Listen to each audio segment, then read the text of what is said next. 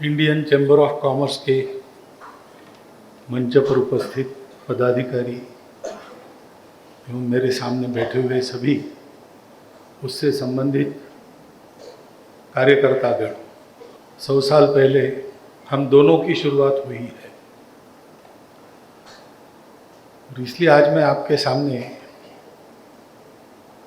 कुछ आपको बताने के लिए खड़ा नहीं हूँ। तो दो समान स्तर के लोग मिलते हैं तो अपने अनुभवों का एक्सचेंज करते हैं। तो 100 साल के आप और 100 साल के हम, ऐसे दो यहाँ मिल रहे हैं। तो मेरा अनुभव मैं आपको बताऊंगा, मेरे बारे में संघ के बारे में बताऊंगा। 1925 सितंबर में शुरू हुआ संपूर्ण हिंदू समाज का संगठन करने के लिए। अब संगठन यानी केवल नेटवर्किंग नहीं है, एक ऑर्डरली अरेंजमेंट, केवल इतना नहीं है। हम जब संगठन कहते हैं, संघ के लोग, तो उसमें 3 बातें रहती है। पहली बात है अपनापन, वो आधार है, उसके बिना संगठन नहीं होता है। संपूर्ण समाज के प्रति अपनापन। दूसरा, ये अपनापन ध्येय के कारण है। इस अपनेपन से, ये कॉन्ट्रैक्ट नहीं है, सोशल कॉन्ट्रैक्ट जिसको कहते हैं, ऐसा नहीं है। आपका मेरा अपनापन का संबंध हो गया तो मुझे क्या मिलेगा ये सवाल नहीं है, इसमें मिलने की बात नहीं है। हम सब एक दूसरे के हैं, क्योंकि हम सबको मिलकर एक भव्य कार्य संपन्न करना है, और वो है भारतवर्ष का परम वैभव। इसके जो संस्थापक थे डॉक्टर हेडगेवार, वो स्वातंत्र्य सेनानी थे। क्रांतिकारकों में भी उन्होंने काम किया, राजनीति में भी काम किया, समाज सुधार में भी काम किया। सब अनुभव लेकर संघ उन्होंने शुरू किया।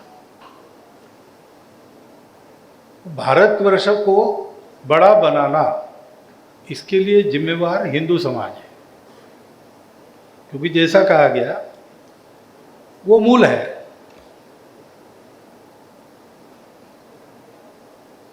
भारत में हिंदू किसको कहा जाए?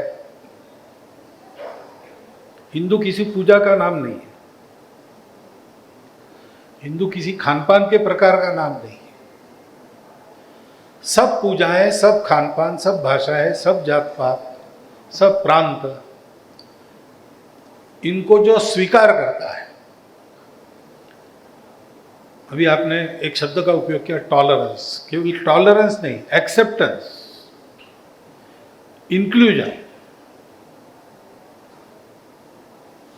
ये जो स्वीकार करता है वो हिंदू है। हिंदू के वैचारिक परंपरा में यही कहा गया है, एकम सद विप्राह बहुधा वदंती, जाकी रहे भावना जैसी, प्रभु मूरत तिन देखी तैसी। ये सब लोग भारत के ऐसे क्यों है? उनकी परंपरा है, ये आज की बात नहीं है।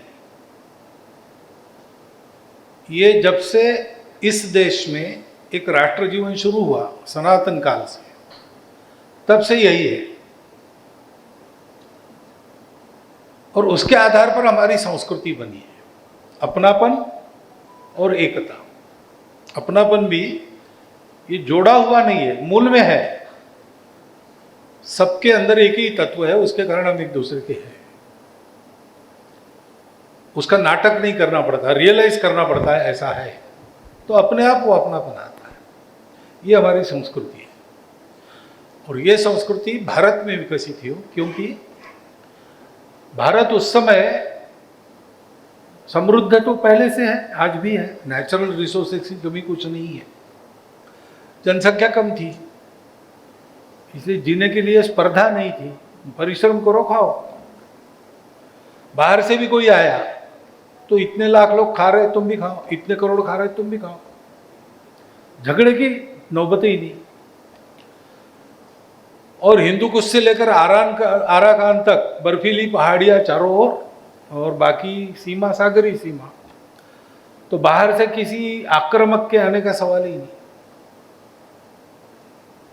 और इसलिए युद्ध की भी बात नहीं।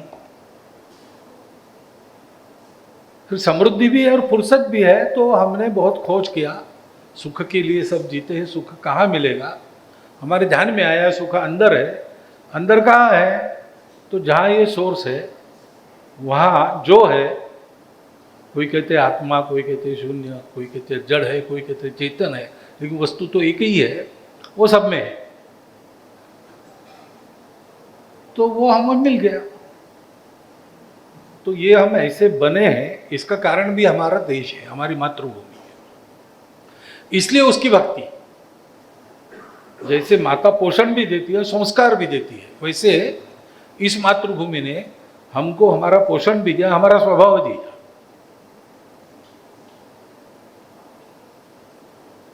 तो इसके लिए जीना मरना, इसके संस्कृति के लिए जीना मरना। और हमारे इतिहास में हम जिनको याद करते वो सब लोग ऐसे हैं। उनका गौरव हम सबके मन में है। वो जो हमारे प्राचीन काल से चलते आए हुए पूर्वज है, वो देश के किसी एक भाग में हुए, एक भाषा बोलने वाले थे। किसी घर में उनका जन्म हुआ था, उसको जात पात हम चिपकाते हैं तो है वो, परंतु उन्होंने जो काम किया वो सारे देश के लिए किया।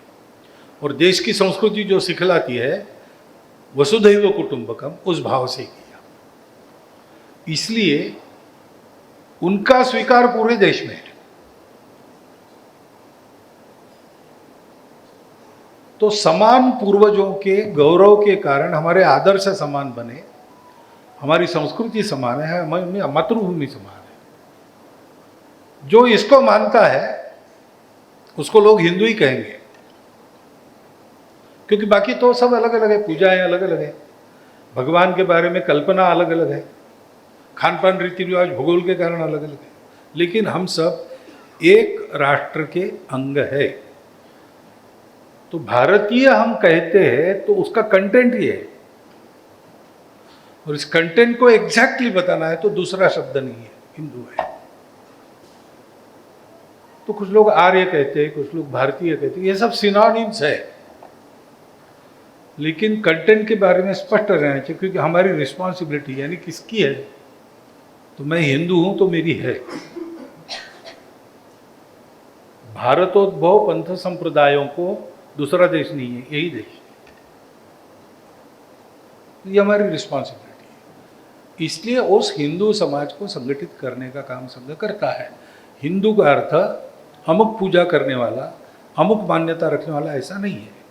भारतवर्ष का मातृभूमि के नाते जो भक्त है, जो सबको अपनाने वाली संस्कृति है, उस संस्कृति के मूल्यों पर जीने का प्रयास करता है, और जो अपने आप को उस सारी परंपरा का पूर्वज मानता है। जैसे हम संघ में एकात्मता सूत्र सुबह कहते हैं, तो हमारा ज्ञान निधि क्या है, यानी हमारे पूर्वजों से जो हमको ज्ञान मिला है अभी तक, तो उसका संग्रह क्या है।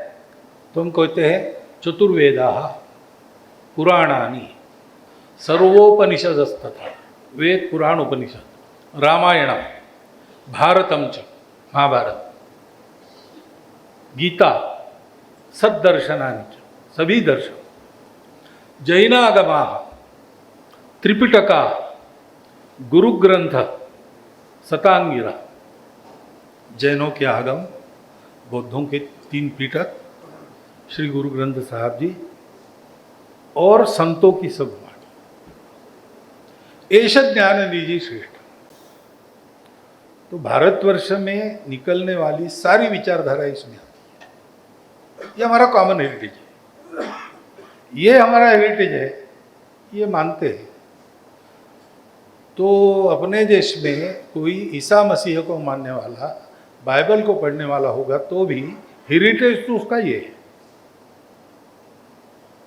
पैगंबर साहब को मानने वाला, कुरान को मानकर चलने वाला, लेकिन इस हेरिटेज को मानने वाला है तो भी हिंदू होता है। हिंदू ये हमारी पहचान का नाम है। हमारा हिंदुस्तान है। इंग्लैंड में जैसे इंग्लिश लोग रहते, जर्मनी में जर्मन लोग रहते, हिंदुस्तान में हिंदू लोग रहते, भारत में भारतीय लोग रहते, भारतीय हिंदू एक ही बात। तो ये रिस्पॉन्सिबल है अपने देश के लिए। तो उसकी क्वालिटी जब तक बनती नहीं तब तक देश का भाग्य नहीं बदलता। नेता, नारा, नीति, पार्टी, अवतार, सरकार, विचार, महापुरुष ये सहायक होते हैं, ये बदल के कारण नहीं होते। भाग्य परिवर्तन का पुरुषार्थ तो पूरे समाज की गुणवत्ता पर निर्भर रहता है। और इसलिए अपने एक एक व्यक्ति के मन में अपना व्यक्तिगत चारित्र्य कैसा हो और अपना राष्ट्रीय चारित्र्य कैसा हो ये स्पष्ट चाहिए,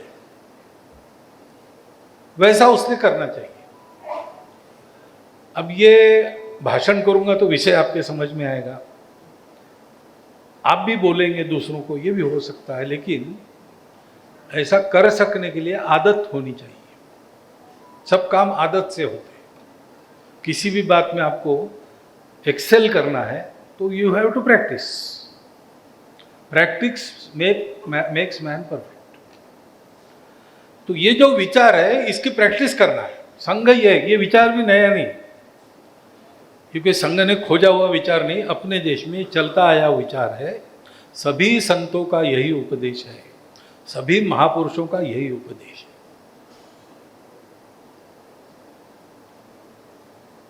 आप गांधी जी को लीजिए, आप विवेकानंद को लीजिए, आप सुभाष बाबू को लीजिए, आप डॉक्टर अंबेडकर साहब को लीजिए, किसी को भी लीजिए, they have recommended the same thing. शब्द अलग अलग है, लेकिन ये करना कैसे, उसके लिए आदत लगाने की मेथोडोलॉजी जो है उसका नाम संघ है, आरएसएस उसका नाम। रोज 1 घंटे की शाखा हम करते हैं। 1 घंटे की शाखा में आने से क्या मिलेगा कोई नहीं पूछता। पूछता है तो मैं तो जवाब देता हूं सीधा, मिलेगा कुछ नहीं, तुम्हारा जो है वो भी चला जाएगा। हिम्मत देता हो, क्योंकि हम ऐसे लोग कैसे तैयार करते हैं। तो मेथोडोलॉजी में पहली बात है कि इस काम के लिए कोई सेल्फिश इंसेंटिव नहीं है, देने के लिए आधार है अपनापन। ये अपना देश है, ये अपना समाज है, ये धर्म संस्कृति सब अपना है, इसको ठीक करना है, इसको बढ़ाना है। और इसको बढ़ाने में किसी का अकल्याण नहीं है, क्योंकि ये धर्म संस्कृति देश मानता है कि पूरी पृथ्वी हमारा कुटुंब है। तो कोई यूरोप का देश बड़ा होता है तो विश्व युद्ध होता है, भारत बड़ा होगा तो दुनिया में सुख और शांति आएगी। जब जब भारत बड़ा था ऐसे ही हुआ, ऐसे ही होगा। इसलिए इस अपनेपन के आधार पर आना, 1 घंटा बाहर की बात भूल जाना, दाल आटे के भाव वगैरह सब भूल जाना, इकोनॉमी कैसी चल रही छोड़ दो, पॉलिटिक्स क्या कहता है छोड़ दो। यहाँ जो मेरे साथ खड़े हैं वो भारत माता के पुत्र यानी मेरे भाई है। इनके साथ मैं भारत माता की भक्ति के गीत गाऊंगा, हमारे महान पूर्वजों की कथाएं सुनूंगा, इनके साथ कंधे से कंधा मिलाकर चलूंगा, खेलूंगा, मातृभूमि की धूल में लोटपोट होऊंगा। 1 घंटे में जैसे आप दिन भर में 1 बार कम से कम मोबाइल चार्ज करते हो, वैसा वो 1 घंटा 23 घंटे के लिए चार्जिंग का काम करता है। और इसलिए कोई संकट आता है तो स्वयंसेवक को बताना नहीं पड़ता कि जाओ, वो खुद होके दौड़ता है। उसको हमने डिसास्टर मैनेजमेंट का ट्रेनिंग नहीं दिया है, लेकिन उसको ये ट्रेनिंग दिया है कि अपना समाज है, संकट में है, सब बातें छोड़ो, तुम दौड़ो। तुम संकट में हो तो भी दौड़ो। तुम्हारा व्यक्तिगत संकट ये छोटी बात है, बड़ा संकट है उसमें, उसको लड़ने का, उसमें लड़ने के लिए जाओ। ये हम ट्रेनिंग देते हैं, तो ऐसा स्वभाव बनाते हैं। वो स्वभाव भाषणों से नहीं बनता। एक तो ये प्रैक्टिस है और इसे जीवन जीने वालों की परंपरा है। आज संघ बड़ा हो गया, प्रसिद्धि हो गई, इसलिए आपको मैं दिख रहा हूं, लेकिन आज जो संघ के लगभग 60-70 लाख स्वयंसेवक होंगे, वो उसमें बहुत सारे ऐसे ही है और जो ऐसे नहीं है वो ऐसा होने का प्रयास करने वाले। और ये सब ऐसे क्यों है, तो डॉक्टर हेडगेवार के समय से this is our role model. और इसमें हमको कुछ ऐसा लगता नहीं कि हमने बहुत तीर मारा है, आपने इतने अच्छे अच्छे शब्द संघ के लिए और मेरे लिए कहे, तो हमको तो संकोच होता है सुनकर, क्योंकि हमारी इच्छा ये है कि अपने समाज का प्रत्येक आदमी ऐसा होना चाहिए, उसके लिए हमारा काम है। इसलिए हम प्रसिद्धि नहीं करते, प्रसिद्धि होनी है तो देश की होनी चाहिए, समाज की होनी चाहिए। कल ये सारे अच्छे काम और देश का जो भला होगा वो संघ के खाते में लिखा नहीं जाना चाहिए। इतिहास ने ये कहना चाहिए कि भारतवर्ष में एक ऐसा समाज खड़ा हुआ जिसने अपने देश को सिरमौर देश बनाया। इसमें हमारी सफलता है। इस प्रकार का ये संगठन है। काम अब संगठन केवल इतना करता है, एक मुद्दा ये क्लियर मैं कर देता हूँ कि संघ केवल इतना ही काम करता है और कुछ नहीं करता है। संघ की केवल शाखा है, संघ के स्वयंसेवक। बाकी सब जो दिखता है आज, बहुत सारे सेवा काम करते हैं, 1,30,000 के ऊपर छोटे बड़े प्रकल्प पूरे देश में अपनी चमड़ी घिसकर अपना दमड़ा खर्चा करके, और कम पड़ा तो समाज से लेके हम चलाते, सरकारी पैसा नहीं लेते। ऐसे हर क्षेत्र में संघ के स्वयंसेवक काम कर रहे हैं और एक वहाँ मॉडल प्रस्थापित कर रहे हैं। यह सारा स्वयंसेवकों का है, स्वयंसेवक संघ के है। बाकी ये सारा जो है एक एक संगठन अलग स्वतंत्र स्वायत्त है। कुछ लोग कहते हैं वैसा कोई डायरेक्ट या रिमोट कंट्रोल उस पर हमारा नहीं है। हमने स्वयंसेवक को दृष्टि दी है, ट्रेनिंग दिया है, विचार दिया है। अब तुम जाके अपने आप को सिद्ध करो, अपने आप को इंडिविजुअली नहीं, अपने इस बात को सिद्ध करो मैं कैसे बना हूं। तो वो स्वतंत्र है करने के लिए और स्वतंत्र रूप से करता है।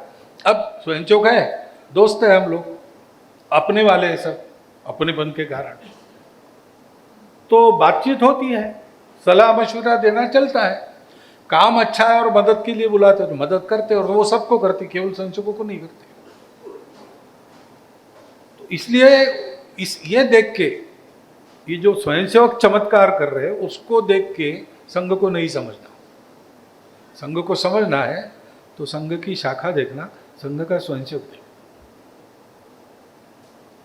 और हो सके तो संघ में आकर संघ का अनुभव लेना। क्योंकि चीनी कितनी मीठी है इस पर भाषण बहुत हो सकते हैं, केमिस्ट बोल सकता है, फिजिसिस्ट बोल सकता है, न्यूट्रिशनिस्ट बोल सकता है, परंतु एक चम्मच खाने से पता चलता है चीनी कितनी मीठी। ऐसे संघ भी भाषणों से पूरा समझ में नहीं आता, पुस्तकों से पूरा समझ में नहीं आता, उसके अनुभूति से तुरंत पता चल जाता है। Sir, the Sangh has given a huge amount of talent to India that many ministers, chief ministers, people of accountability or decision makers are from the Sangh or have been trained by the Sangh. And they have proved to be very effective, transparent, honest and decisive leaders that are selflessly serving the nation. They practice both tolerance and inclusion. So if I take a corporate analogy to this, I would say it is the best talent training ground in India and in the world. So, what do you do to imbibe such discipline, such restraint, such clarity of thought, humility and decisiveness, yet instill in each one of them such a strong sense of patriotism and nationalism? Thank you. तो उसका उत्तर तो मैंने पहले ही दे दिया। ये सारी बातें अपनेपन से आती है। हम जो काम कर रहे हैं वो काम हमारा स्वयंसेवक संघ का काम नहीं करता है, अपना काम समझ के समाज का काम करता है। संघ उसको कहता है कि संघ का भी नाम होने की जरूरत, समाज का नाम होना चाहिए। तो अगर ये अपना जो अपना है उसके लिए हम we exercise all the excellence, हमारा कमिटमेंट रहता ही है। तो मूल ये बात है, देश अपना है, समाज अपना है, अब समाज में विरोध करने वाले भी होते हैं, सब ये सब होने के बावजूद ये सब अपने हैं। ये अपनापन ये काम करता है कि जो काम कर, जैसे ऐसी भक्ति, ये भक्ति है, प्रेम है, भक्ति है। भगवान की भक्ति हम करते हैं, पूजा भगवान की जब करनी है तो सब बर्तन चकाचक मांज के फिर पूजा करते हैं। तो भगवान हमको कोई उतरने वाला नहीं है पूजा घर से कि ये बर्तन गंदा है हटाओ, लेकिन हम ऐसा नहीं करते। भगवान के लिए फूल चुनते हैं तो फूल तोड़ के लाते ताजे, अच्छा फूल है एक ही बार किसी ने सूंघा है नहीं चलेगा। ये सारी जो बातें आती है उस अपनेपन से ही आते हैं। और फिर इसमें जो फिजिकल क्वालिटीज आवश्यक है एक्सीलेंस के लिए, वो हमारे कार्यक्रम है। शाखा में 1 घंटे के जो कार्यक्रम होते हैं उसमें व्यवस्थितता, टीम वर्किंग और अनुशासन, economy of time and the means which are required including money, ये सब हम करते हैं। वो कैसे करना उसका ट्रेनिंग होता। तो मुड़ना है तो कम से कम परिश्रम में पूरा कैसे मुड़ना, चलना है तो कम से कम परिश्रम में ज़्यादा लंबा कैसे, वो सब कार्यक्रम, छोटे छोटे खेल हैं, वो आपको टीम वर्क सिखाते हैं, वो ऐसी कुछ क्वालिटी, रेजिलियंस, ये सब सिखाते हैं। ये नित्य का ट्रेनिंग होता है। तो उसका मेंटल मेकअप और फिजिकल मेकअप जो काम हाथ में लिया उसके लायक बनते चला जाता है और उसकी डेली प्रैक्टिस उसको फिट रखती है। तो ऐसे जो जुड़े रहते हैं वो अपने क्षेत्र में चमकते हैं। धन्यवाद सर। रेगुलेशन तो वहाँ से है। आई थिंक एक क्वेश्चन मंच से है, अभ्युदय जी। भागवत जी, वो कौन सी सिद्धांत है, वो कौन सी वैल्यूज़ है जो आप चाहेंगे कि हमारा एसोसिएशन, हमारे इंडस्ट्री मेंबर्स अपनाएं, जिन्होंने संघ को इतनी सफलता दी है? तो आप लोगों को आर्थिक क्षेत्र के बारे में मैं कुछ बताऊं इसका अधिकार नहीं रखता, लेकिन अपनी परंपरा में क्या है मैं बताता हूं। ईशावास्यमिदं सर्वं यत्किंचम जगत्याम जगत तेन त्यक्तेन भुंजिथा।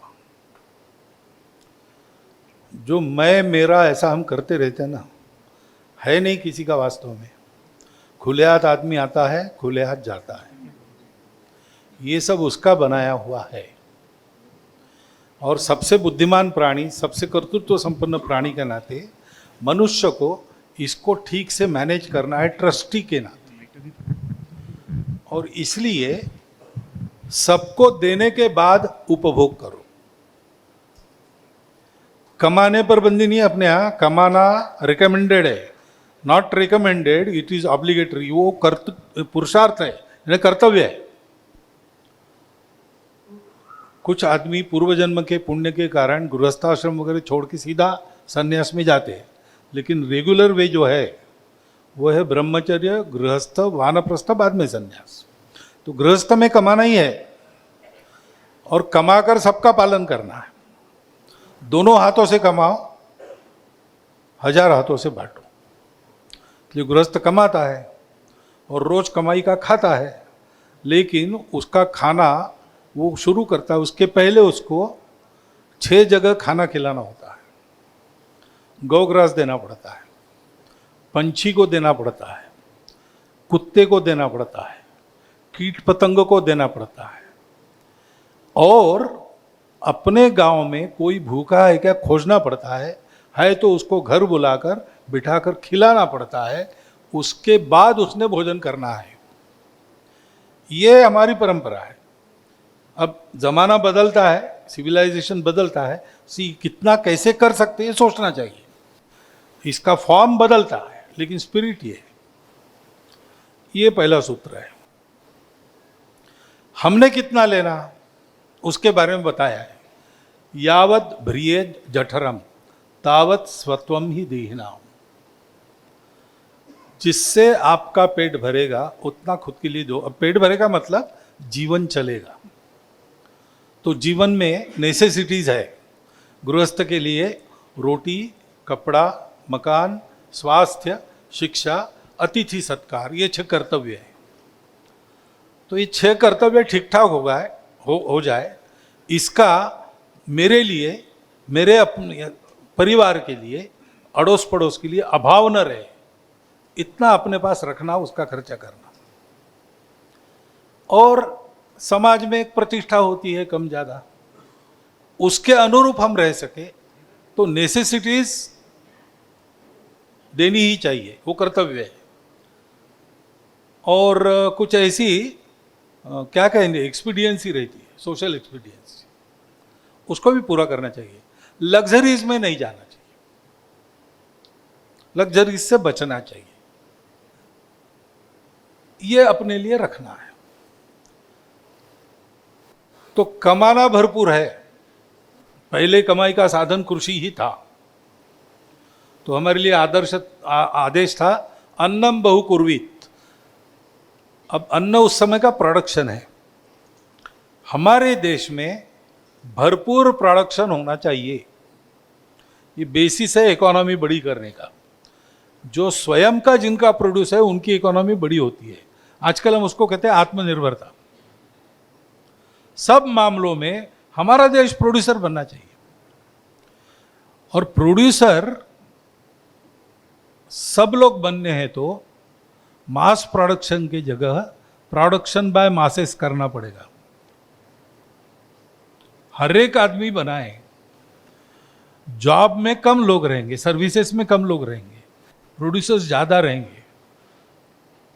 तो कारपोरेट कल्चर तो बाद में आया, लेकिन हमारे यहाँ पर छोटे छोटे गांव में छोटे छोटे लोग बहुत बड़ी चीज़ें बनाते थे जो एक्सपोर्ट होती थी, और आज हम उनकी कीर्ति गाते हैं। ढाके की मलमल कौन बनाता था? कोई बड़ी मिल्स नहीं थी, बुनकर बनाते थे।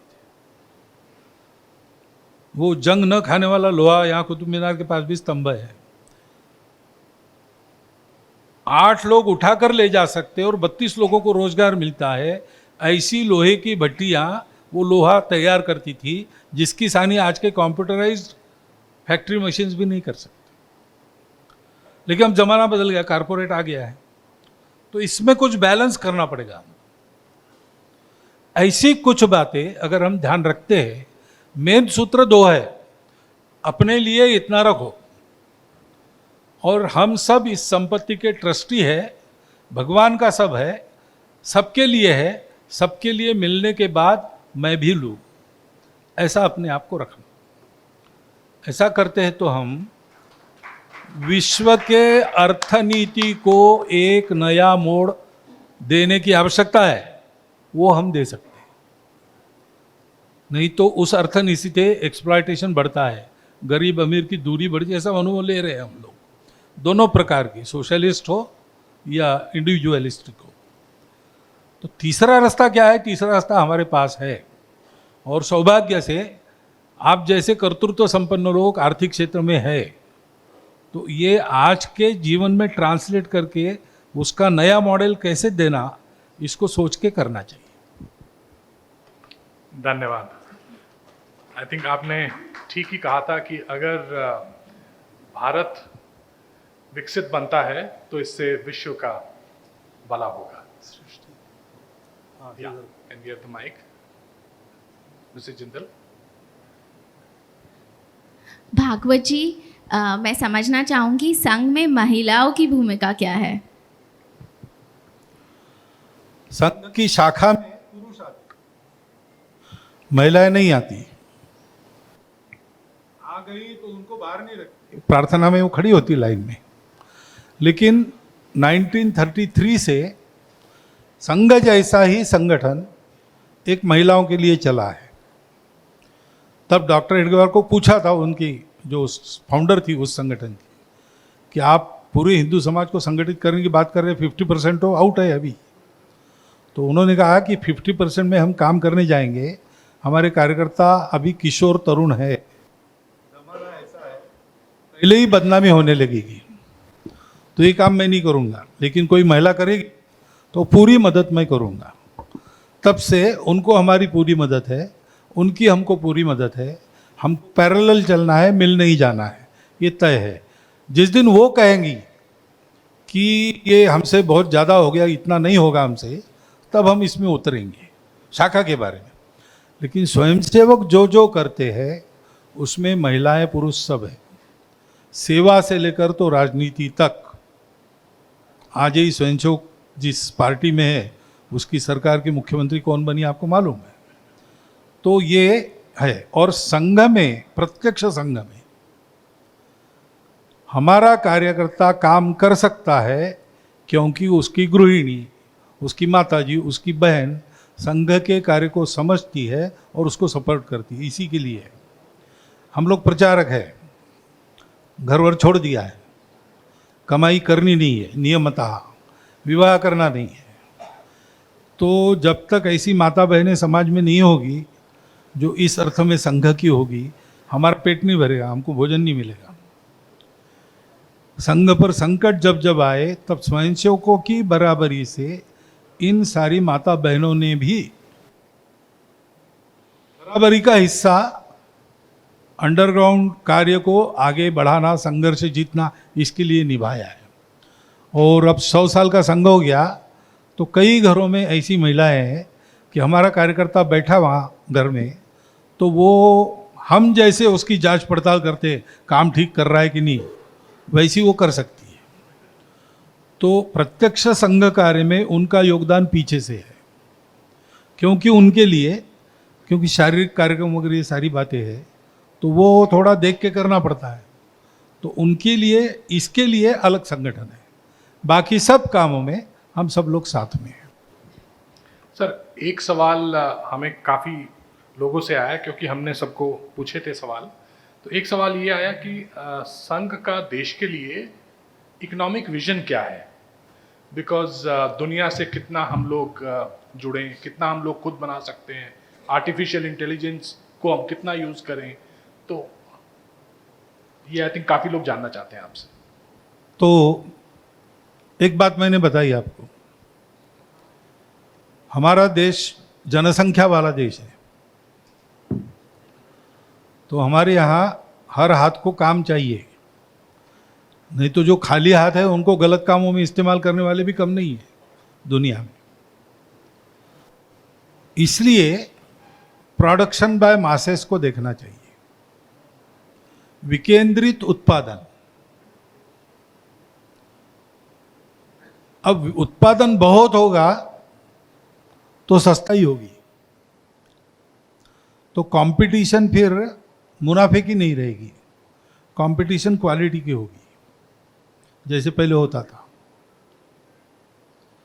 है ना। कन्नौज का गुलकंद फेमस हो गया, कन्नौज का गुलकंद, क्योंकि गुलकंद तो सब बना सकते और मिलता भी था, लेकिन फिर क्वालिटी की कंपटीशन रहेगी। दूसरा है कि संयमित उपभोग, क्योंकि उपभोग की अति मनुष्य के जीवन को बर्बाद करती है, हम देख रहे हैं। तो भरपूर उत्पादन, विकेंद्रित उत्पादन, संयमित उपभोग, ऐसा करने से एक्सेलेंस। तीसरी बात है कि पर्यावरण के प्रति मित्र बनने वाली टेक्नोलॉजी चाहिए। टेक्नोलॉजी तो आएगी, उसको कोई रोक नहीं सकता। मनुष्य को बुद्धि है, साइंटिस्ट है मनुष्यों के पास, वो नई नई खोज करेंगे। वो ज्ञान में इतने डूब जाते हैं कि उस ज्ञान का उपयोग कौन क्या करेगा उनको भान नहीं रहता। तो उन्होंने खोजा, प्रसिद्ध हो गया, तो उपयोग करने वाले मिलेंगे। तो इकोनॉमी का फेस ह्यूमन चाहिए, टेक्नोलॉजी का फेस ह्यूमन चाहिए, और एथिक्स के आधार पर उसका उपयोग होना चाहिए। टेक्नोलॉजी बढ़ गई इसलिए रोजगार कम हो गया, ऐसा नहीं करना है। और टेक्नोलॉजी इकोलॉजी फ्रेंडली होनी चाहिए। तो ग्रीन टेक्नोलॉजी ऐसी हमको करनी पड़ेगी। ये सारे आज के इकोनॉमी के कंसर्न्स हैं सर्वदूर। बाकी बहुत ज़्यादा हम डिटेल्स में जाते नहीं, क्योंकि हर ज़माने में उस ज़माने के अनुरूप इकोनॉमिक व्यवस्था बनानी पड़ती है। फंडामेंटल से पक्के रहे, उसका रूप क्या होगा वो एक अलग बात है। तो ये किसी पोथी के आधार पर नहीं चल सकता, इसका विचार हर 10 साल के बाद नया करना पड़ता। तो उस प्रकार करना। आज आप पूछ रहे तो मैं थियोरटिकली कुछ बताऊंगा, मुझे करने की बारी जब आएगी तब मैं सोचूंगा कि करना क्या है। वैल्यूज पक्की है, बेसिक्स पक्के है, उसको अब अप्लाई कैसे करना ये उस समय का तरीका होता है। इसलिए उसको हम डिफाइन करने से संघ के लोग बचते हैं। लेकिन आज जो आर्थिक क्षेत्र में काम कर रहे हैं हमारे स्वयंसेवक, मजदूर संघ में, बीजेपी में, वो उसको डिफाइन करते हैं। थर्ड वे नाम की एक किताब है, दत्तोपंत जी ठेंगड़ी ने लिखी हुई, यहाँ नए कार्यालय में सुरुचि प्रकाशन है, वहाँ मिलेगी। एकात्म मानव दर्शन, दीनदयाल उपाध्याय की लिखी पुस्तक है, वो मिलेगी। उसमें आपको बेसिक और अप्लाइड दोनों प्रकार की बातें मिलेगी। लेकिन वो भी आज उसमें से कुछ बदलना पड़ेगा, ये ध्यान में रखकर उसको पढ़िए तो आपको ये ध्यान में आ जाएगा, क्योंकि विषय बहुत विस्तृत है, इस पर 3 दिन व्याख्यान हो सकता है। एकदम धन्यवाद। आई थिंक हम लोग एक क्वेश्चन पीछे से भी लेंगे, वहाँ पे एक माइक थोड़ा आप दे दीजिए, वो जो सज्जन खड़े हैं। आई थिंक हर ब्लॉक से एक एक सवाल ले पाएंगे, क्योंकि हम लोगों को समय का भी ध्यान रखना है। माइक थोड़ा आप वहाँ दे दीजिए पीछे।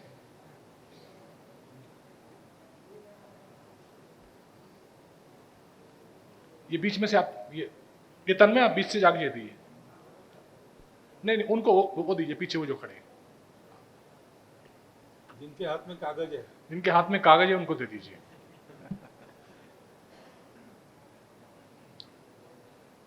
प्लीज क्वेश्चंस को अपना शॉर्ट रखें।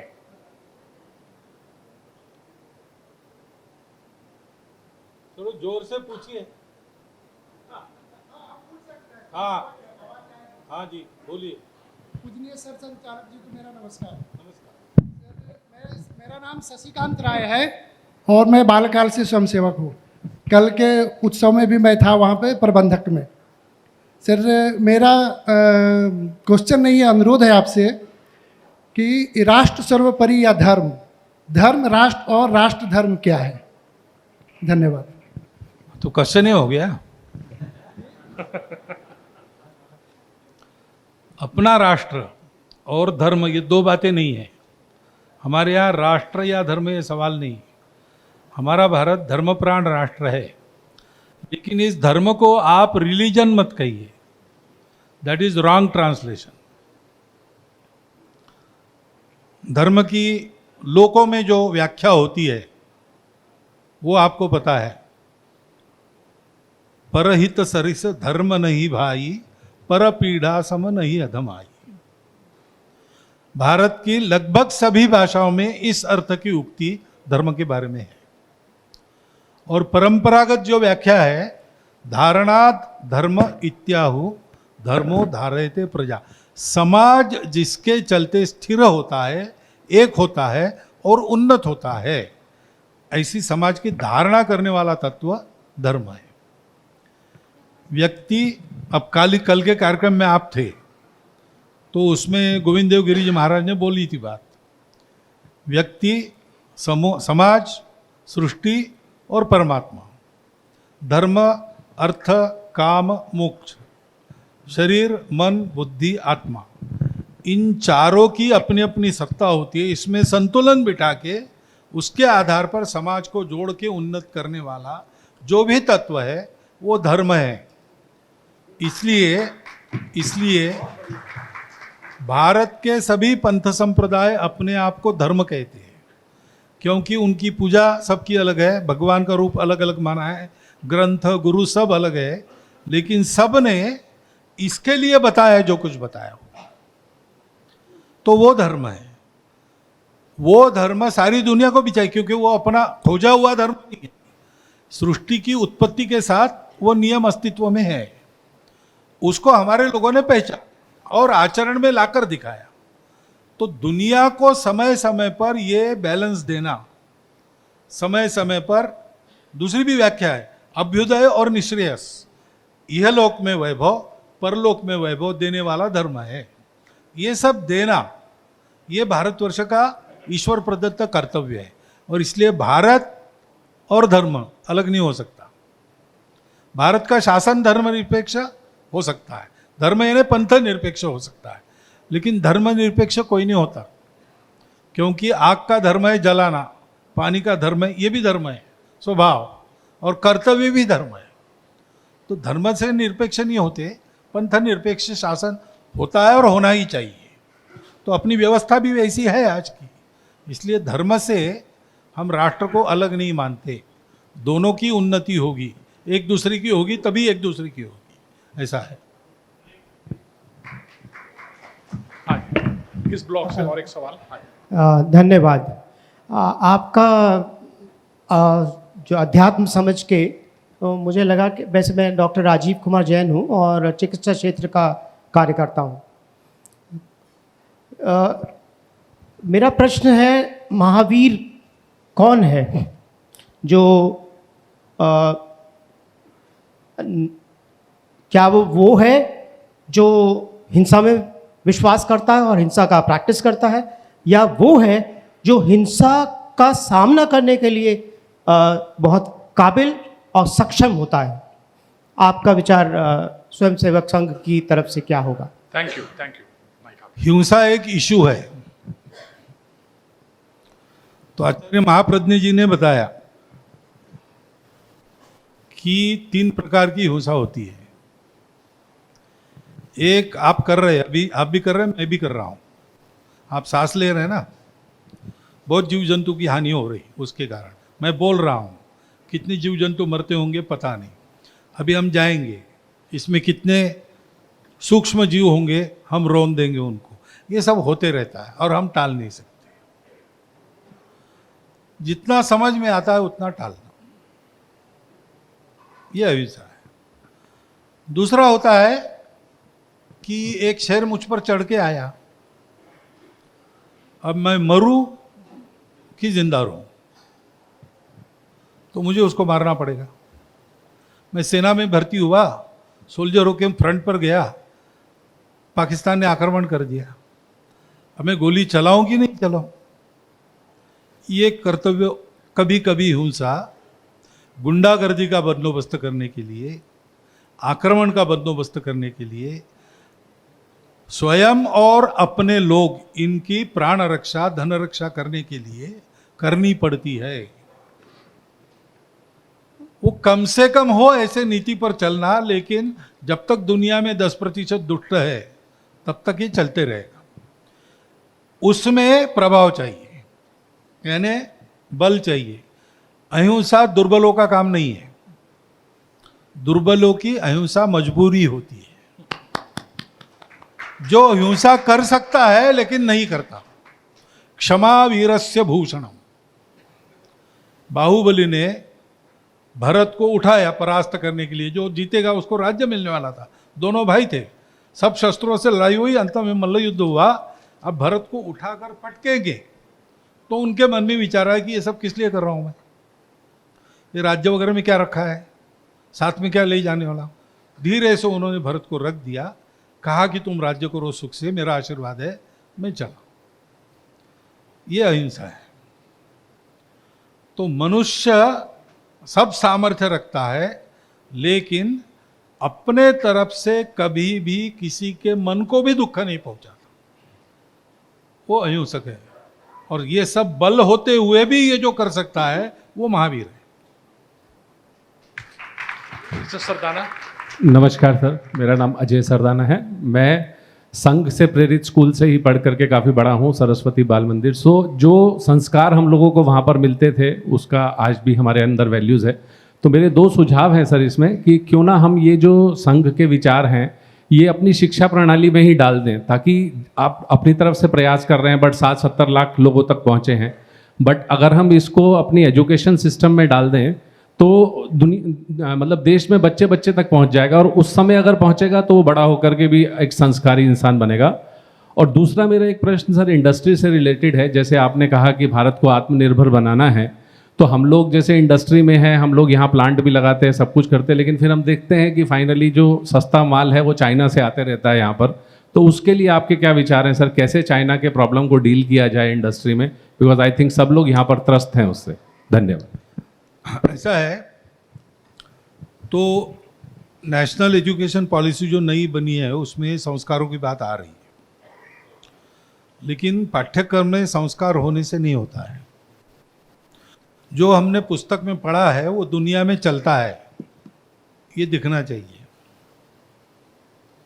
वो वहाँ पढ़ता है सत्यम वद धर्मम चर, घर में जाता है, पिताजी कहते वो बाहर आए हैं ना, उनको बताना मैं घर में नहीं हूँ, तो सत्य का संस्कार कैसे होगा?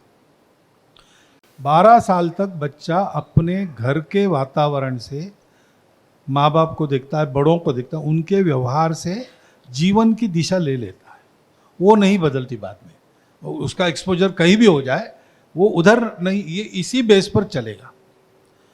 तो घर में भी कर्तव्य है ना, ये संघ के विचार थोड़ी है, मैंने आपको जो बताया वो अपने परंपरा से चलते आए हुए विचार है। मैंने बताया ना, संघ में विचार नया नहीं है, भारत का चलता आया हुआ विचार ही संघ ने, क्योंकि संघ भारत के लिए है, लिया है। तो ये हम सबके पास है ये विचार, हमारे सबके धर्म ग्रंथों में ये विचार है, जैनों में है, बौद्धों में है, सिखों में है, सनातनियों में है, आर्य समाजियों में है, शैवों में, वैष्णव, सबके पास ये संस्कार विचार धन के नाते है। माता पिता, दादा दादी, नाना नानी बताए और वैसा चले।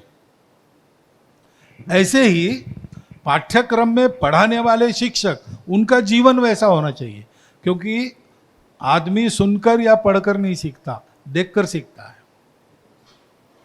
और समाज में जो समझदार लोग हैं उनका रोल मॉडल वैसा होना है। तो ये 3 बातें साथ चाहिए। और दूसरा प्रश्न जो आपने पूछा है, तो उत्तर तो मैंने दिया है, भरपूर उत्पादन होना चाहिए, प्रोडक्शन बाय मासेस करके। और हमारे यहाँ उत्पादन करने वालों को शासन व्यवस्था से सब प्रकार का प्रोत्साहन मिलना चाहिए। इसमें एक ही बात आती है, इंटरनेशनल ट्रेड है आजकल, उसमें कुछ कॉम्प्रोमाइजेस करने पड़ते, ये करो वो करो, इस पर एक्साइज लगाओ, इस पर एक्साइज हटाओ, कंपटीशन है। तो पहले जैसा क्लोज ऐसा नहीं है, इसलिए कुछ हमको थोड़ा फर्क करना पड़ेगा, परंतु उसमें से रास्ता निकालते हुए जितना प्रोत्साहन अपने यहाँ के उत्पादनकर्ताओं को, उद्यमियों को मिले उतना देना चाहिए। उसके आधार पर अपनी माल की खपत बढ़ेगी। बाकी हम, ये भी चल रहा है लेकिन बीच बीच में, बाकी हम स्वदेशी का भाव जगाएंगे तो चाइना की समस्या का आधा उपाय हो जाएगा। क्योंकि हमने बीच में अभियान लिया था तो पटाखे और सीरीज वगैरह जो बातें हैं वो लोगों ने खरीदना अभी भी छोड़ दी है। तो और कई उत्पादन के क्षेत्रों में अपने उद्यमी चाइना के आगे निकल जा रहे हैं। उसका आधार है हमारा देश, हम अपने देश का माल उपयोग करेंगे, तो ये भी बढ़ाना चाहिए। तो ये बातें हो जाएगी तो कोई बड़ी गंभीर समस्या नहीं है, क्योंकि चीन अभी खड़ा तो है, अंदर अंदर लड़खड़ा रहा है। धन्यवाद सर। सर सवाल तो बहुत हैं, आप देख ही रहे हैं कितने सारे हाथ खड़े हुए हैं। चलो, और हमारे पास भी खड़ी हो गई। अच्छा, वो मैडम को, शाखा संबंध बताओ मैडम को दे दीजिए कोई। उनका होने। सर सवाल तो हर तरह के आए थे। किसी ने पूछा था कि प्रेसिडेंट ट्रंप के बारे में आपके क्या व्यूज हैं? हाँ, मैं मिलूंगा तब बताऊंगा। बिना मिले कैसे रहा? धन्यवाद। पूजनीय परम श्रद्धेय भागवत जी को मेरा बहुत बहुत नमस्कार और प्रणाम। मैं डॉक्टर सुनीता विद्यार्थी पौड़ी गढ़वाल उत्तराखंड से हूँ। मैं आपसे जानना चाहती हूँ कि जो रूरल इंडस्ट्रियलाइजेशन है और अर्बन इंडस्ट्रियलाइजेशन है उसमें इकोनॉमी में क्या सामंजस्य होना चाहिए, इस दिशा में आपका क्या मार्गदर्शन है और किस तरीके से जो है हिली रीजन में भी हम लोग इसमें अपना सामंजस्य बिठाकर इसमें ग्रो करें। धन्यवाद। देखो, अपने देश में कृषि को बेस बनाकर उद्योग और व्यापार दोनों का विचार होना चाहिए। छोटे व्यापारी, मध्यम व्यापारी, ये मध्यम उद्योजक, इंडस्ट्रीज, छोटे और मध्यम, इनके आधार पर बड़ी बड़ी इंडस्ट्रीज को फीडिंग देने वाले अंसिलियरी कहते हैं, ऐसे तो ये सबका नाता होना चाहिए ऊपर तक। तो वो हमारा बड़ा व्यापार चलेगा, उसका पोषण इनको मिलेगा, ये अपना उत्पादन करेंगे, उसका फायदा बड़े व्यापार को होगा। ऐसा एक लाइफ रिलेशन इन सब में होना चाहिए, ऐसी रचना होनी चाहिए। तो उससे और सबका ठीक चलेगा और स्पीड बढ़ेगी।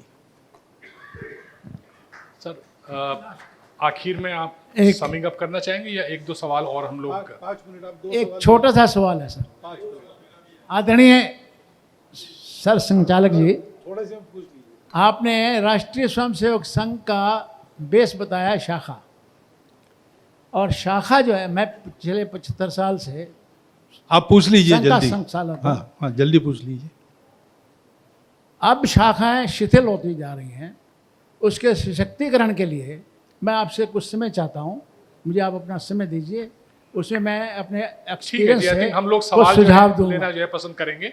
या नेक्स्ट क्वेश्चन। समय बाद में दूंगा। समय कम है जी। हाँ क्या है, अब आयु के साथ शरीर शिथिल होता है, तो बड़े आयु के लोगों की शाखा थोड़ी शिथिल है। लेकिन दिल्ली की शाखाओं में मैं स्वयं 2 महीना पहले ही गया हूँ, तो इतनी विद्यार्थी शाखाओं में इतनी चुस्त विद्यार्थी है और इतना कर, तो यानी उनके प्रश्नों से तो मैं अवाक हो गया। आप बैठिए ना, बैठिए। मैं अवाक हो गया, इतना उनमें स्फूर्ति है और व्यवस्थित शाखा अपनी मेंटेन करते हैं। बात यह है कि पहले बड़े मैदान थे, अब मैदान भी छोटे हो गए, तो शाखाएं छोटे साइज में अलग अलग मैदानों पर लगती है। पहले शाम को सुबह 2 ही समय थे, अभी 5 समय की शाखाएं हैं। तो सब आप देख नहीं सकते, इसलिए आपको ऐसा लगता है। लेकिन आप ये देखिए कि जीवन देकर प्रचारक बनने वाले प्रतिवर्ष 550 लोग निकलते हैं। एक प्रचारक निकलने के लिए 10,000 लोगों पर प्रयास करना पड़ता है। तो 550 अभी भी निकल रहे, वो सब यंग है, पढ़ाई पूरी करके निकल जाते हैं। तो ये नीचे से चलते आ रहा है, इसीलिए वो हो रहा है जी। तो आप समझते वैसी शाखा शिथिल नहीं हो रही। स्वयंसेवकों की क्रियाकलाप बहुत बढ़ गए, वो ज़्यादा दिखते हैं। शाखाएं मैदान छोटे होने से उनका साइज छोटा करना पड़ा है। और आज भी आप टाउन्स में चले जाओ या देहातों में चले जाओ, तो वहाँ आपको आपके ज़माने में आपने जैसे देखी थी वैसी शाखा मिलेगी। जी हाँ, मेरा तो रहता ही है, इसलिए बता रहा हूँ मैं। ठीक है जी, अगला सवाल। धन्यवाद जी। माननीय मोहन भागवत जी, नमस्कार। मेरा नाम अनिल चौधरी है। मैं 1973 से लेकर 1979 तक एक बहुत ही एक्टिव संघ सेवक रहा हूँ दिल्ली में। हाँ जी, सवाल आप अपना पूछ लीजिए। मेरा सवाल बहुत सिंपल है। आपने एक बहुत अच्छा फंडा दिया कि प्रोडक्शन बाय मासेस इस देश को और महान बनाएगा। हमारा भारतवर्ष पहले ही एक महान देश है, इसको और महानता की ओर ले जाएगा। मैं आपसे ये जानना चाहता हूँ कि 2-3 ऐसे विचार दीजिए जिस पे हम सब मिलकर काम कर सकें और इस देश को पूरे विश्व का एक सर्वोपरि देश बना सके, नंबर 1 देश बना सके। ग्रेट नहीं, greatest. I want this country should be greatest among all. Thank you. देखिए, अभी तक के सारे विचार ऐसे ही रहे हैं। हाँ, वो नहीं 2-3 ने मैं 7-8 फंडा बता दिए आपको। लेकिन आपका नेटवर्किंग रखिए, चैम्बर ऑफ कॉमर्स एक उपाय है ना उसका। तो इसमें हम कुल मिलाकर भारत के इंडस्ट्रियलिस्ट्स को कैसे मददरूप हो सकते हैं, तो ऐसा करना। और आपको भी छोटे छोटे गुटों में बैठते रहना है बार बार। तो कई प्रकार का एक्सचेंज आप करेंगे। हमारे जैसे लोग तो अनभिज्ञ हैं आपके क्षेत्र से, आप उसमें हो। आप लोग एक 12-15 ऐसे बैठते रहोगे और वो सारा इनपुट ऐसे मीटिंग्स में आते रहेगा, तो उससे आपको आइडियाज़ मिलेगी। उससे कुछ एक वर्किंग एपरेटस भी तैयार हो सकता है और सब मिलके भारतीय व्यापारियों को उत्कृष्ट बना सकते हैं, नंबर 1 बना सकते हैं।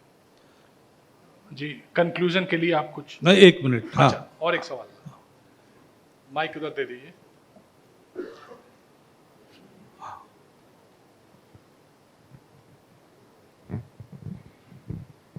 आखिरी हो, फिर बैठ जाइए। हाँ जी, बस वो आखिरी सवाल है। आखिरी जी नमस्कार, मेरा नाम जगजीत सिंह कोचर है और मैं पंजाब से आता हूँ। दो छोटे छोटे से एक विचार जो दिल में है। मैं इनोवेशन डोमेन में काम करता हूँ, इनोवेशन पे काम कर रहे हैं काफ़ी सारे इश्यूज़ के ऊपर। जो अभी आपने अपनेपन का जो हमारा एक बेसिक मूल आधार है, वो हमें अपने प्रशासनिक जो हमारे ब्यूरोक्रेट्स हैं उनको इंडिया का इनोवेशन समझ में नहीं आता है, लेकिन वही इनोवेशन अगर मैं अमेरिका से बुलवाऊं तो उनको जल्दी समझ में आता है। तो ऐसा क्या एक वैचारिक परिवर्तन आए जिसमें कि खासकर ब्यूरोक्रेसी इस बात के लिए तैयार हो कि जो यहाँ का इनोवेशन है उसमें उनका अपनापन नज़र आया अडॉप्ट करने के लिए। मेरा पहला सुझाव ये था। दूसरा ये है कि हमने एक कल्पना की स्मार्ट सिटीज़ की पिछले दौर में। मुझे लग रहा है कि जो अभी आपने कहा कि मास प्रोडक्शन होनी चाहिए बाय मासेस, वो तभी हो पाएगी जब हम स्मार्ट विलेजेस की बात करेंगे। तो ये एक जो विचारधारा में change from smart cities to smart villages, ये दो बातें मेरे दिमाग में थी। मैंने दोनों में मैं सहमत हूँ आपसे। ब्यूरोक्रेटिक रिफॉर्म बहुत जरूरी है, क्योंकि बैठिए ना, बनाई अंग्रेजों ने, वो प्रजा चलाने के लिए बनाई, प्रजा का पालन करने के लिए नहीं, रेवेन्यू के लिए बनाई। तो उनका ट्रेनिंग वैसा है, वो ट्रेनिंग अभी बदला नहीं है, उसको बदलने की आवश्यकता है। नए पीढ़ी के जो लोग ब्यूरोक्रेट्स बने और है, उनमें स्पिरिट है। उनमें से कई लोग इन बातों को समझ के अपने कार्यक्षेत्र में काम करते हैं, परंतु ट्रेनिंग में आ जाए तो कई इंसाइट्स उनको अधिक मिलेगी, तो ये जनता की नौकरशाही हो जाएगी। अभी सत्ता की नौकरशाही है, काम तो सत्ता के तहत सत्ता ने बताया हुआ ही करना है उनको, वो डिसिप्लिन है उनका, परंतु सत्ता भी और नौकरशाही भी प्रजा उन्मुख होनी चाहिए। स्वतंत्र देश में वो एक रिफॉर्म करना रह गया है और उसको हाथ सबसे आखिरी लगेगा, क्योंकि जो कुछ करना है सत्ताधारियों को उनके जरिए ही करना पड़ता है, इसलिए उनको हाथ सबसे आखिरी लगेगा, ऐसा मेरा मानना है। लेकिन लगना चाहिए और सुधार होना चाहिए। और दूसरी बात भी आपकी बिल्कुल ठीक है, विलेज स्पिरिट से विलेज रहे, लेकिन उसमें सारी सुविधाएं हो शहर की और वो स्मार्ट विलेज बने, तो वहाँ उद्योग भी वहाँ चल सकते हैं। कैसे हो सकता है? चित्रकूट में इसका मॉडल है। बड़े उद्योगों का तो नहीं हो सका, क्योंकि वो बिना सरकारी पैसे से नानाजी देशमुख ने किया हुआ कार्य है। 500 विलेजेस में रोजगार के लिए कोई बाहर नहीं जाता, कोर्ट कचहरी के लिए कोई बाहर नहीं जाता है, सब लोग साक्षर है, सब लोगों के लिए चिकित्सा सुविधा है, ये सारी सुविधाएं हैं। एक छोटा मॉडल है, उससे भी अच्छा मॉडल होना चाहिए, लेकिन स्वयंसेवी संगठन जो कर सकता है वो वहाँ करके दिखाया है। कभी आप दिखाइए तो आपको ध्यान में आएगी बात। ठीक है, हाँ देखिए, ये अपना 2-3 घंटा चल सकता है इंटरेक्शन, लेकिन आपको भी जाना है, मुझे भी जाना है, इसलिए एक बात बताता हूँ, प्रश्न बहुत है और उत्तर मैं देता रहूँ तो नए प्रश्न भी आएंगे, जैसे जैसे चलते नए प्रश्न होते हैं। लेकिन जो मैंने पहले कहा कि संघ नाम की वस्तु को आप समझ लीजिए, तो आपको बाकी सारी बातें, प्रश्नों के उत्तर भी यथावकाश मिल जाएंगे। नए प्रश्न आएंगे, उनके उत्तर भी यथावकाश मिलते रहेंगे। तो वो समझना है तो संघ में आकर देखो। संघ में आने जाने पर कोई फॉर्मेलिटी नहीं है, प्रतिबंध नहीं है, मन मर्जी का मामला है। फॉर्मल स्वयंसेवक बनना ये कोई फॉर्मल थिंग नहीं है। आप संघ में शाखा में जाकर देख सकते हो, कार्यकर्ताओं को देख सकते हो, उनके परिवारों को देख सकते हो, कैंप स्वयं हमारे लगते हो, उसमें जा सकते हो। और साल 2 साल संघ का अनुभव लेने के बाद अगर आपके मन में नहीं आई बात तो आप बाजू भी हो सकते हो, उसमें कोई बड़ी बात नहीं है। लेकिन जो मैंने बताया आपको, वो वैसा का वैसा आपको वहाँ अनुभव होगा, और वो अनुभव आप लीजिए तो आप इस प्रकार सोचने लगेंगे, इस प्रकार सोचने लगेंगे तो इस प्रकार के उत्तर आपको मिलेंगे। और इस प्रकार सोच को जमीन पर उतार कर देखेंगे तो उसकी सार्थकता भी आपको मिल जाएगी। तो कृपया अधिक परिचय बढ़ाइए और वो तो आप यथावकाश करिए, लेकिन धर्मस्य मूलम अर्थम, ऐसा है। अर्थ जगत को चलाने वाले आप लोग हैं। इसलिए आप लोगों को, जो मैंने कहा कि भगवान का बनाया सब है, हम लोग ट्रस्टी है, दोनों हाथों से हमको कमाना है, 1000 हाथों से बांटना है, इस स्वभाव को है आपका, क्योंकि परंपरा से आप भारत में हैं। तो भारत का व्यापारी इस मामले में, भारत का उद्योजक इस मामले में सबसे अलग है। ये तो हम भी देखते हैं और सबको अनुभव भी होता है। तो ये नई पीढ़ी को भी आप दीजिए। अनेक कारणों से इन बातों का स्पर्श उनको नहीं है, तो उनको दीजिए। और डायरेक्टली गिविंग बैक एक्टिविटीज़ में हमारी नई पीढ़ी भी सक्रिय हो रही है। देखिए, जो हो रहे हैं उनको प्रोत्साहन दीजिए। इसकी बहुत आवश्यकता है, क्योंकि अपने देश के लिए पैसा कमाने वाले लोग इस देश को समझते और इस देश के साथ ऐसे अपनत्व से एकात्म होने का प्रयास करते हैं। तो क्योंकि वो अर्थ को चलाते हैं, धर्म अपने आप स्थिर हो जाएगा। बहुत बहुत धन्यवाद।